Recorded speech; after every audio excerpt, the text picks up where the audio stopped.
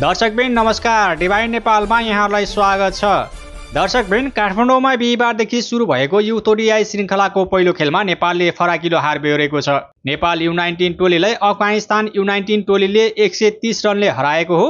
जितसँगै पाउन टोली अफगानिस्तान U19 ले 3 अभ्यास खेलको सिरिजमा 1-0 को अग्रता बनाएको छ।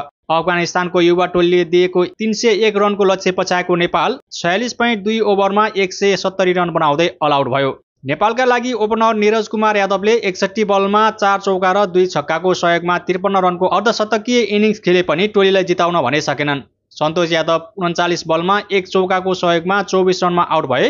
कप्तान नरेन भट्ट 13, शिवरिन श्रेष्ठ 11, अमर मिश्र 1, रोशन विश्वकर्मा 4 तथा ओपनर साहिर पटेल 2 रनमा आउट भए। अशोक धामी 24 र अभिषेक तिवारी 17 रनमा आउट भए। नेपाली इनिङ्स सस्तैमा समेट्न अफगानिस्तान U19 का लागि वाहिदुल्लाह जात्रान, जियाउल्लाह साहिदी र मेहबुब खानले समान 2-2 तथा अब्दुल अजिजी, नोरिस्तानी उम्जाई र नजिफुल्लाह अमिरले समान 1-1 विकेट लिए। त्यसअघि माथिल्लो मुलपानी क्रिकेट मैदानमा टस जितेर ब्याटिङ रोजेको अफगानिस्तानले निर्धारित 50 ओभरमा 9 विकेट गुमाएर 300 रन बनाएको थियो। अफगानिस्तानका लागि फैसल सिनोजादले 88 बलमा 9 चौका र 4 छक्काको सहयोगमा 97 रन बनाएका थिए। फैसल र ओपनर खालिद अहमदजईले दोस्रो विकेटका लागि 154 रनको साझेदारी गरेका थिए। उनीहरूको शतकीय साझेदारी नेपालका बायाँ हाते स्पिनर सन्तोष यादवले तोडेका थिए। ओपनर खालिद 107 बलमा 6 चौकाको सहयोगमा 76 रनमा आउट भएका थिए। खालिद र फैसल दुवै सन्तोषको शिकार बनेका थिए। बरकत इब्राहिमजीले 26 बलमा 2 चौका र 2 छक्काको सहयोगमा 35 रन जोडेका थिए। अजिज मिया खिल 20 बलमा 21, ओपनर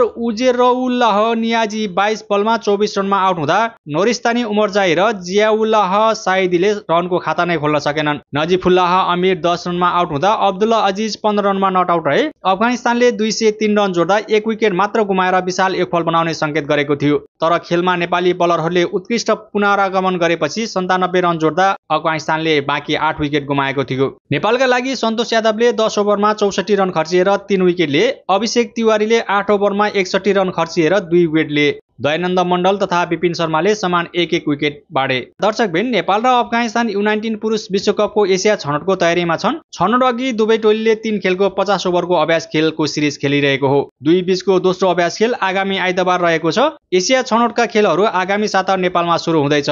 छनौट खेलमा नेपाल र अफगानिस्तान बाहेक हङकङ, युए र ओमनको U19 टोलीको सहभागिता रहनेछ।